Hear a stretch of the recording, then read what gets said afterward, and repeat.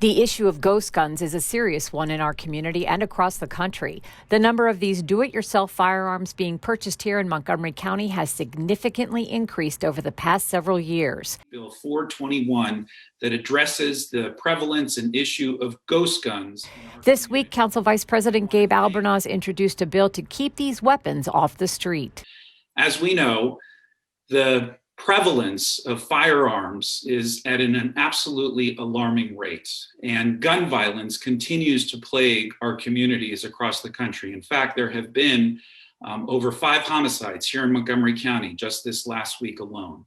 We know that these tools of destruction and despair and chaos, when put in the wrong hands, can lead to absolute tragedy. Ghost guns don't have serial numbers, and you don't need a background check to obtain one of these weapons. They are often sold as a kit that can be purchased online. Council Vice President Albornoz says these untraceable weapons can have very serious consequences and are disproportionately getting into the hands of youth. Over 40 ghost guns were confiscated by our Montgomery County Police Department last year, as compared to less than 6 the year before that. And so this issue is very much on the rise. The other important thing to note about these weapons is that they're made of plastic or fiberglass, and that makes them extraordinarily difficult to be detected by metal detectors, which of course is especially relevant right now, given the insurrection that happened on our Capitol and the known threats that have been made to state houses across the country. The bill provides clarification as to what constitutes a ghost gun and prohibits the use, possession, or sale of these guns with respect to minors and within 100 yards of places of public assembly.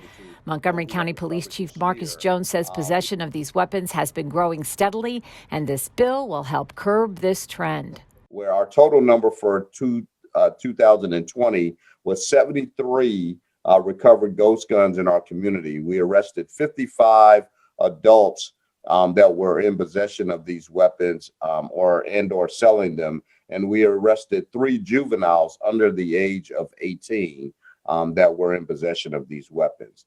Prior to those years, we have, as noted with councilmember Albornoz's numbers, we have recovered a total of 25 ghost guns in the previous years. So as you see, this trend is truly heading up. State Delegate Leslie Lopez will be introducing a similar measure in the General Assembly to complement Councilmember Albornoz's bill. My bill will require that manufacturers serialize any unfinished receivers, and it also requires a handgun qualifying license for the sale of an unfinished receiver. A public hearing on this measure is tentatively scheduled for February 9th at 1:30 p.m. Reporting from Rockville, I'm Susan Kenedy.